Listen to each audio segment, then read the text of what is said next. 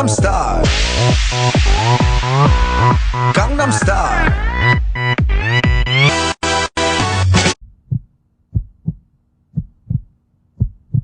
Right! So what do you reckon your heart does when you exercise? Well, the heart's there to pump blood around your body. So we need to look at how it does that. Obviously, it doesn't look like that. But it's the best way to see what's going on. Your blood comes back from the body, all tired and out of oxygen. The first bit of the heart it goes into is called the right atrium. This is a weak little sac that just needs to collect the blood and move it on to the next bit of the heart. And that's the right ventricle, which has the job of sending the blood up to the lungs to pick up oxygen. This bit's called the pulmonary circulation. Pulmonary is just a fancy word for something to do with the lungs. Now the blood comes back to the heart, all perky and full of oxygen, into the left atrium, this side. That's right, the same as if you're looking down at your own heart. The left atrium pumps it into the left ventricle, and that's the strongest part of the heart. That's got to pump all that oxygen-rich blood around your whole body. Now, let's see what the heart actually looks like. Looks like bagpipes, doesn't it? But just think of it as a big muscle. The muscle you need to exercise so all your other muscles get oxygen. I said exercise! Come on! Faster! You see? It's pumping faster. That's its heart rate. And deeper. That's its stroke volume. And put that together. When you exercise, your heart manages to double the amount of blood it can pump round your body. And most of that blood is carrying oxygen to your muscles that are working harder. I said work harder! In fact, your muscles consume 80% of the blood flow during exercise. And when you're sat on your ass, they get a measly 10%. Now that's tidy. And who said you could stop? Move it! First, to better understand the vascular system and blood response to exercise, we conducted a VO2 max test on a 22-year-old female subject. The subject's height and weight were recorded, as well as resting blood pressure, heart rate, and resting VO2. During exercise, heart rate, VO2, and RER were measured. The treadmill speed started at 3.0 miles per hour, and there was a 2% grade. We increased the speed 1 mile per hour every 2 minutes until exhaustion. It's tearing up my heart. During exercise, our body does a lot of different things. The heart circulates oxygenated blood through the arteries to the arterioles to the capillaries. At the capillaries, blood delivers oxygen and nutrients to the tissues and carries waste products away. Deoxygenated blood returns to the capillaries and travels to the venules and then the veins, which return the blood. The sequence of circulation through the heart and the lungs from the periphery through the heart begins at the superior and inferior vena cava, and it travels through the right atrium to the tricuspid valve, through the right ventricles, through the pulmonary semilunar valve, through the pulmonary arteries, and the lungs. Blood from the lungs travels through the heart to the left pulmonary vein, the left atrium, through the bicuspid valve, the left ventricle, the aortic semilunar valve, and the ascending aorta, and systemic circulation. During exercise, blood flow to the skeletal muscle increases. Blood flow to the visceral organs decreases during exercise. Cardiac output limits how much of the blood is sent to the other parts of the body. The brain always gets the same amount of blood. Maximal cardiac output is 25 to 40 liters per minute. During exercise, we need about 160 to 180 liters per minute of blood. We maintain this by the redistribution of our blood, also known as autoregulation.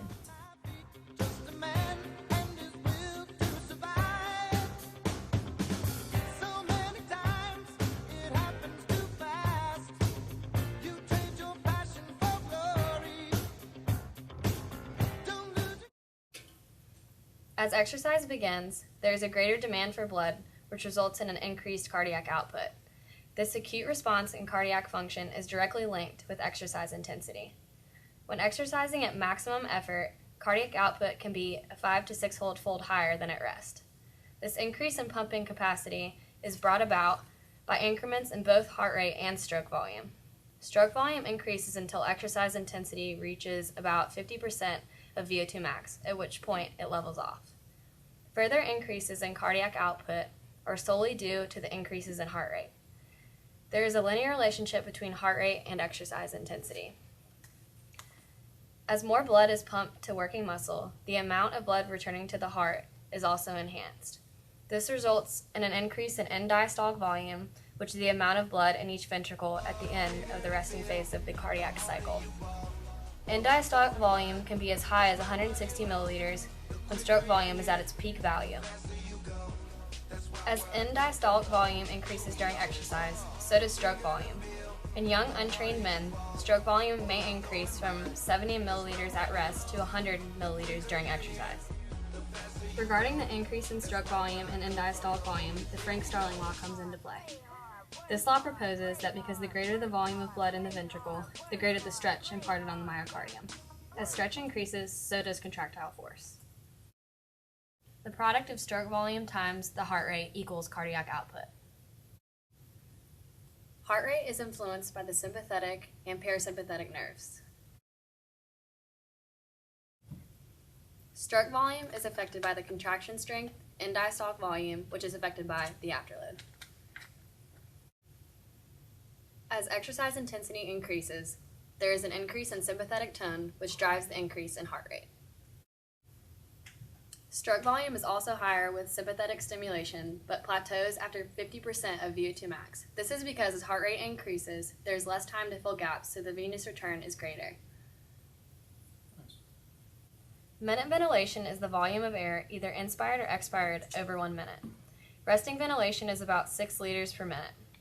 Exercise results in an increase in ventilation. This response is due to an increase in tidal volume and respiratory rate.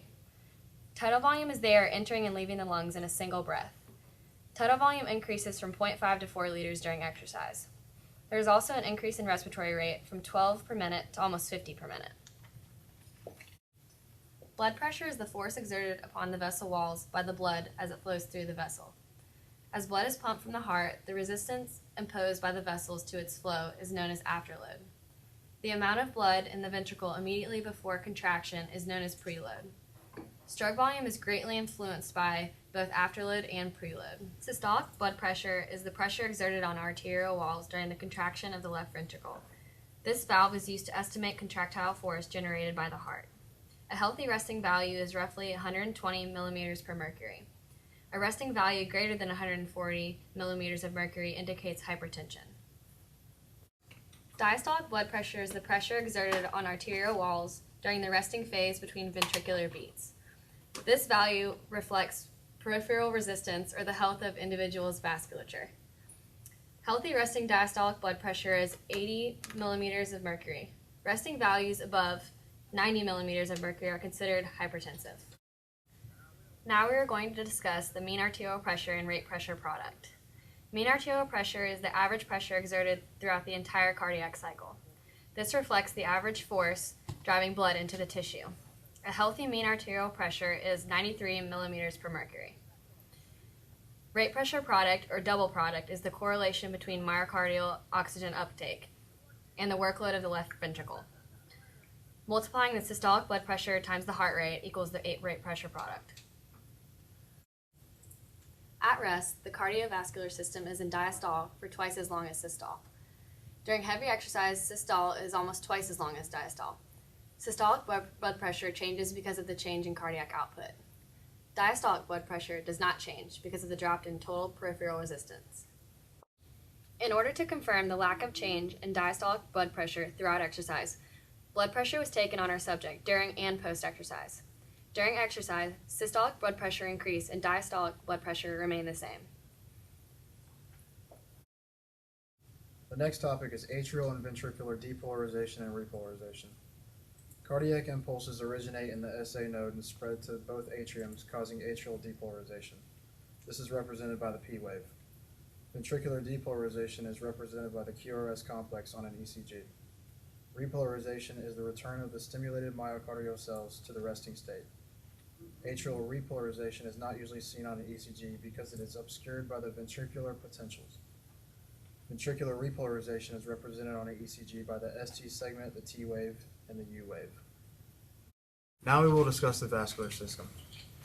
The main function of the vascular system is to satisfy the demand of blood to active tissues. During this process, nutrients and oxygen are delivered to working muscles along with the removal of metabolic byproducts such as carbon dioxide. In order to meet the increased demand for blood that occurs during exercise, active muscle tissues undergo vasodilation of the arterioles. Other tissues, such as internal organs, undergo vasoconstriction in order to compensate the extra blood that is needed by active muscles. This process is known as autoregulation.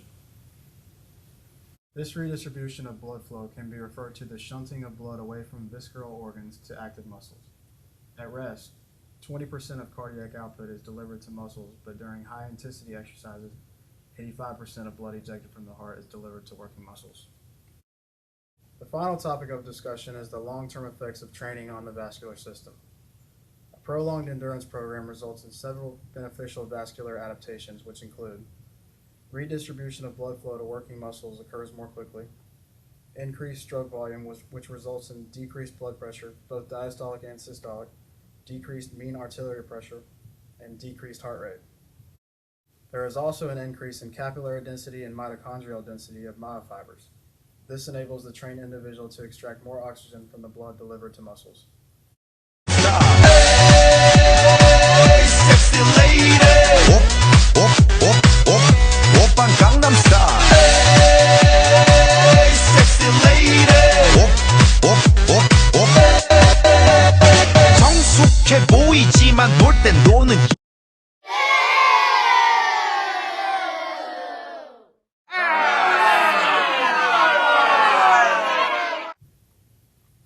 During exercise, what percent VO2 max does stroke volume increase until?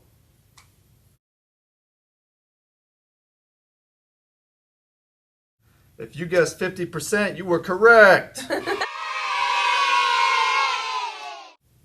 During aerobic exercise, what response wouldn't occur?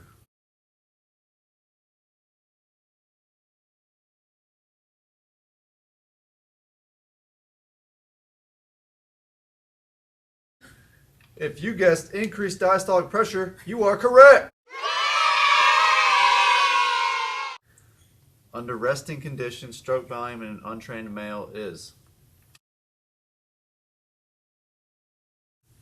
You know the answer, 70 milliliters though.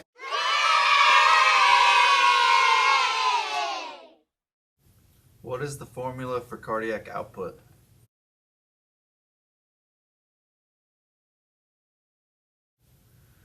Cardiac output equals stroke volume times heart rate. If you got this wrong, Dr. Howden is going to hunt you down and come after you.